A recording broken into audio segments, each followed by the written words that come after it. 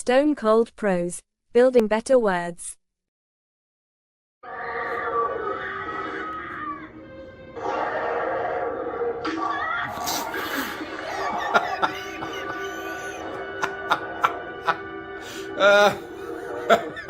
Jesus Christ. Horror movies. Arguably the most peculiar form of entertainment ever to exist in the civilized world. Thoughtful, deliberate, often very expensive attempts to frighten people. And the kicker? People pay to see them. They pay to be frightened. But this brings up a very important question, important anyway to the writers and creators of horror and its audience. What scares you? Hi guys, welcome back to Stone Cold Prose, where we build better words, better thoughts, and better men. I'm Miles Watson, award-winning novelist and author of Cage Life, Sinner's Cross, and The Chronicles of Magnus, just to name a few.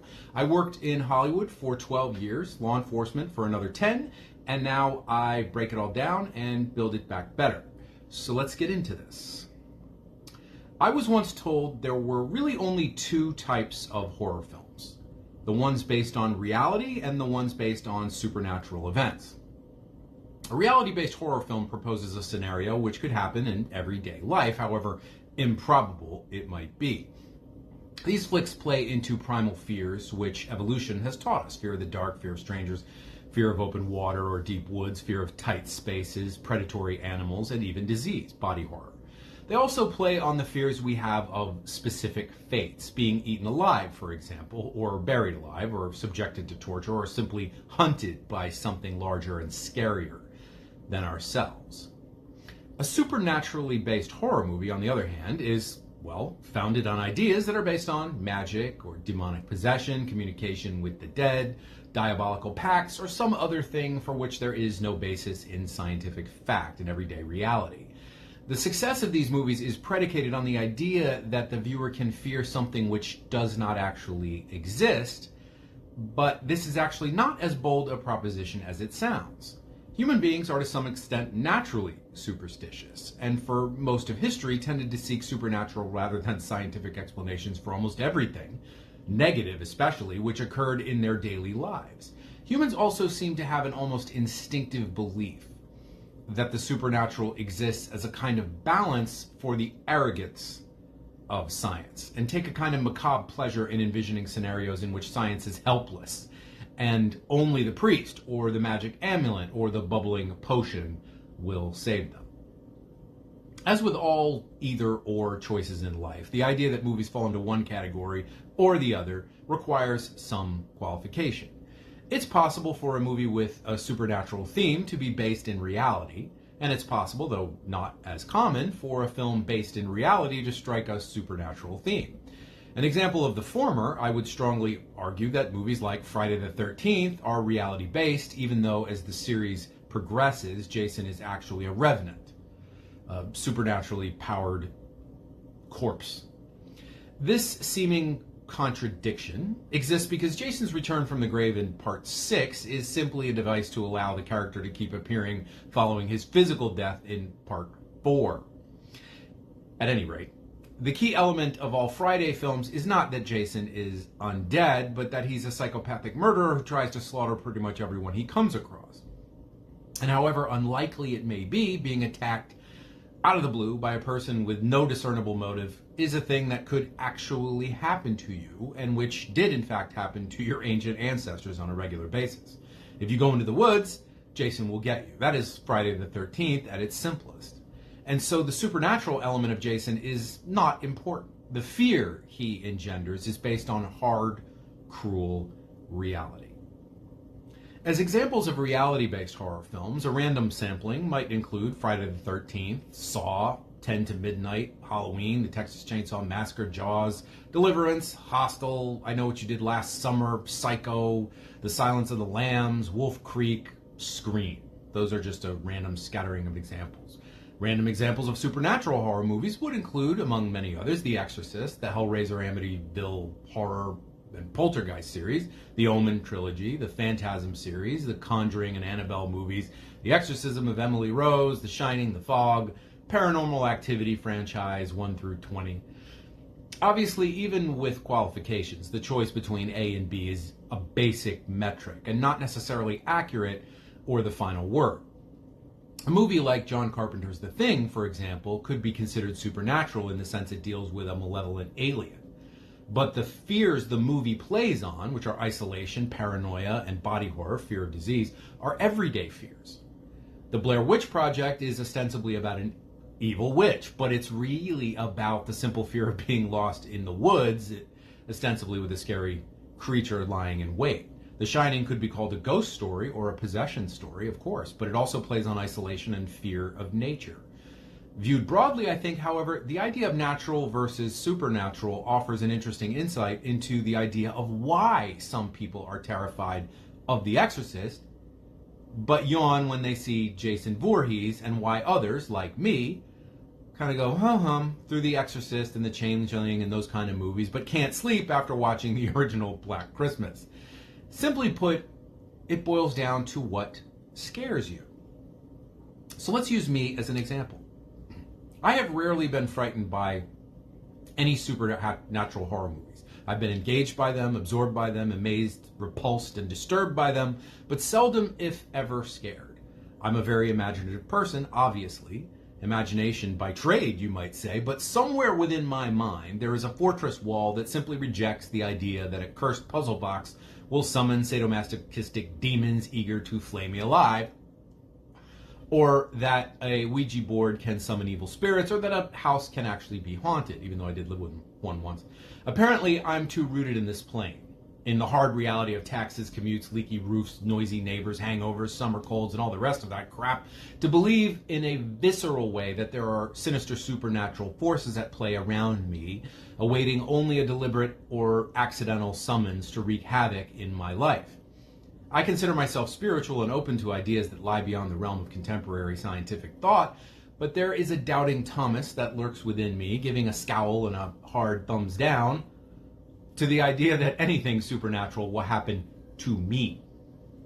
Others certainly, but never me. And I have a feeling that people who find movies about possession and poltergeists and demons and all the rest of it politely interesting share this view, consciously or unconsciously. They may be engaged by the acting, the story, the effects, what have you, like I was with Event Horizon, but it won't keep them up at night.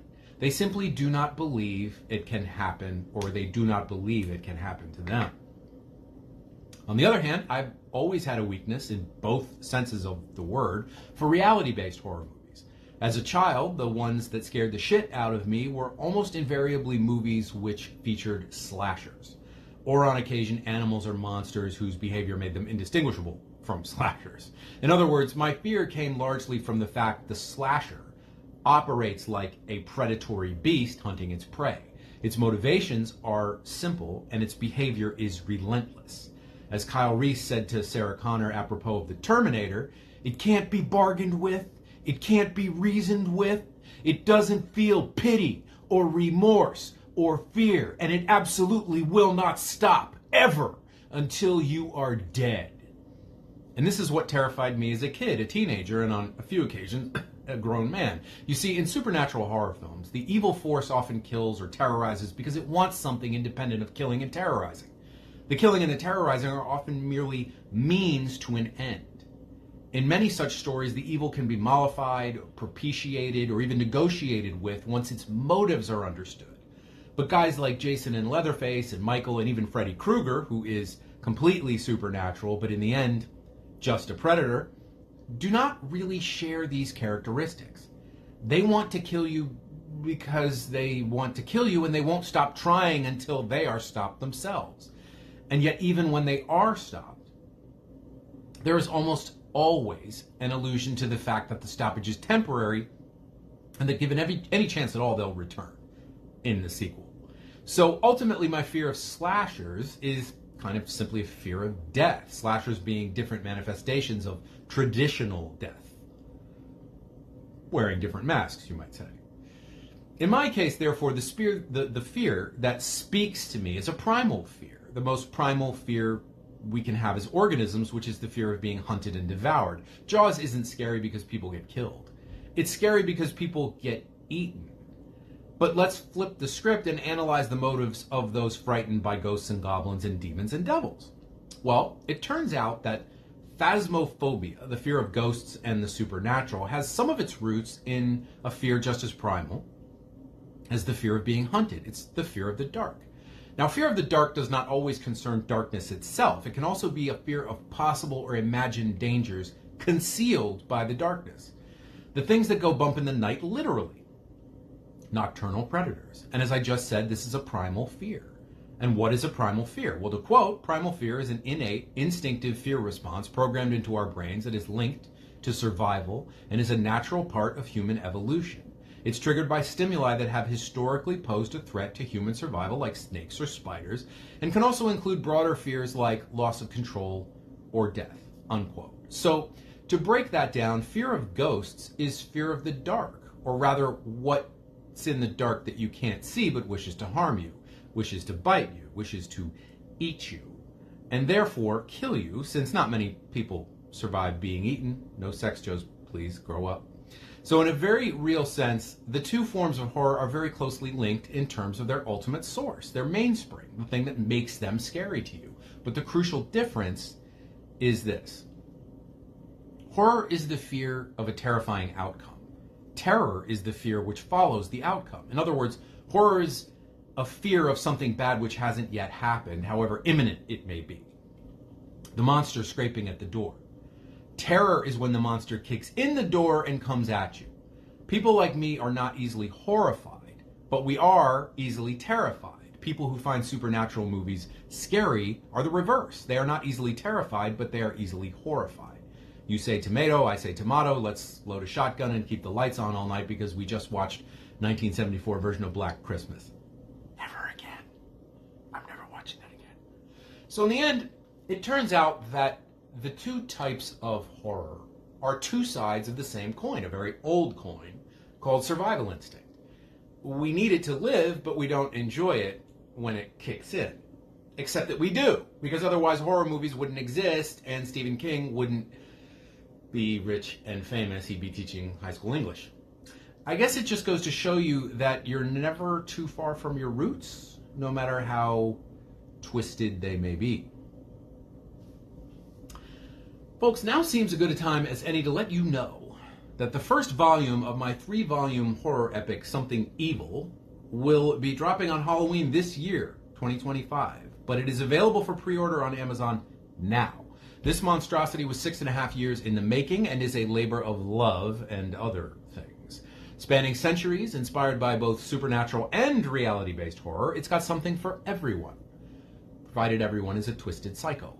Check it out. Link is in the description, and I will be doing book signings for this, which may or may not come to a venue near you this year, so stay tuned. Guys, if you enjoyed today's video, please remember to like, subscribe, comment, hit the notification bell, and remember to check out my books. Link is in the description. Somebody's calling me. Annoying.